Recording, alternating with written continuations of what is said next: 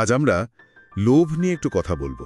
মানে কিভাবে লোভকে জয় করা যায় সে বিষয়ে শ্রীকৃষ্ণের যে শিক্ষা। হ্যাঁ, ভগবদ্ গীতার আলোকে। ঠিক, একটা প্রবন্ধের ভিত্তিতে আমরা আলোচনাটা করব।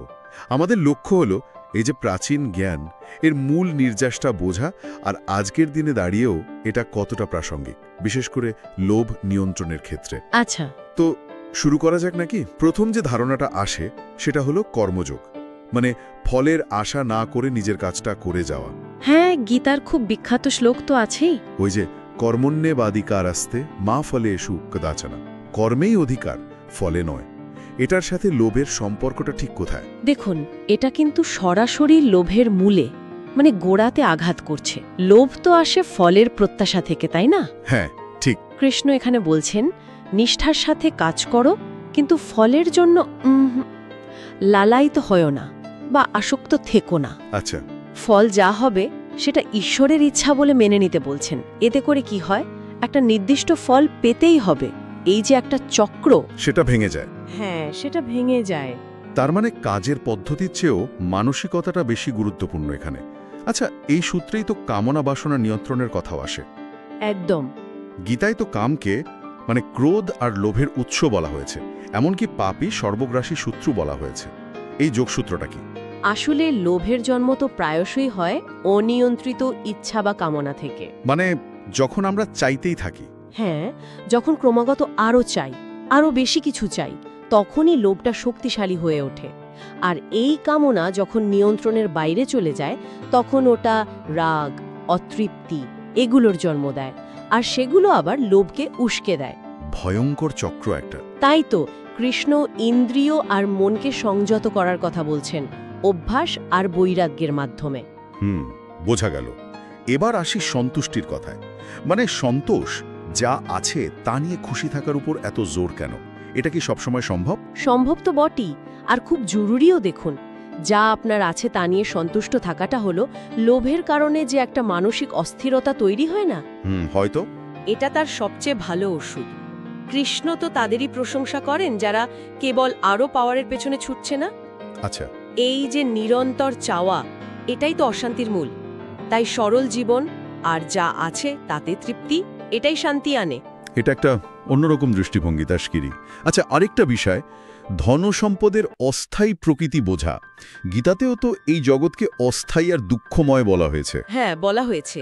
এই ভাবনাটা লোভ কমাতে কিভাবে সাহায্য করে? দেখুন, যখন আমরা এটা সত্যিই বুঝতে পারি যে জাগতিক সব জিনিস, মানে নাম, যশ, খ্যাতি, সম্পদ সবই টেম্পোরারি, একদম আজ আছে কাল নেই, তখন সেগুলোকে আঁকড়ে ধরে জমিয়ে রাখার যে একটা তীব্র ইচ্ছা, সেটা স্বাভাবিকভাবেই কমে আসে। ফোকাসটা পাল্টে যায়। হ্যাঁ, তখন মনোযোগটা নিজের লাভের দিক থেকে সরে গিয়ে সেই সম্পদ বা সামর্থ্যকে অন্যের সেবায় বা নিজের ধর্ম পালনে ব্যবহার করার দিকে যায়।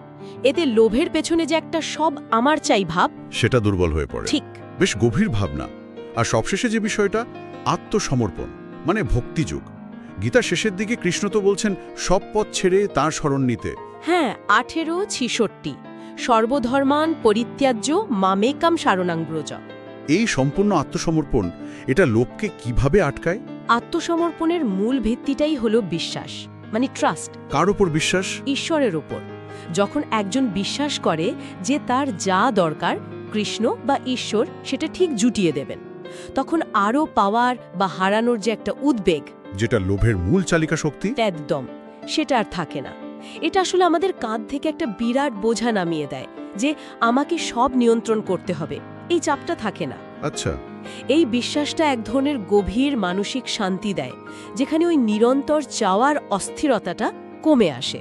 এই মানসিক পরিবর্তনগুলো তো বেশ কঠিন মনে হতে পারে, তবে এগুলোকে বাস্তব জীবনে আনার জন্য কিছু অভ্যাসের কথাও তো বলা হয়েছে। হ্যাঁ, কিছু প্র্যাকটিক্যাল স্টেপসের কথা বলা হয়েছে।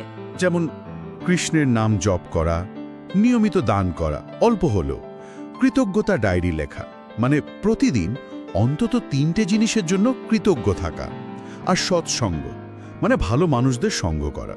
এগুলো কি সত্যি কাজ করে? অবশ্যই করে। এগুলো শুধু মুখের কথা নয়, এগুলো হলো ওই যে মানসিক অবস্থাগুলোর কথা বললাম, অনাসক্তি, সন্তুষ্টি, ভক্তি, সেগুলো অর্জন করার বাস্তব উপায়। মানে প্র্যাকটিক্যাল টুলস। হ্যাঁ, এই অভ্যাসগুলো মনকে জাগতিক ছোটখাটো বিষয় থেকে সরিয়ে এনে একটা উচ্চতর দিকে নিয়ে যায়, ফলে স্বাভাবিকভাবেই লোভ কমতে থাকে। তাহলে পুরো আলোচনার সারমর্মটা যদি করি, ব্যাপারটা কি এই রকম দাঁড়ালো? ফলের আশা না করে নিজের কাজটা ঠিকঠাক করা, যা আছে তা নিয়ে সন্তুষ্ট থাকা, সবসময় ঈশ্বরকে মনে রাখা, আর এটা বোঝা যে ঈশ্বরকে ভুললেই লোভ ঠোকে। একদম ঠিক ধরেছেন।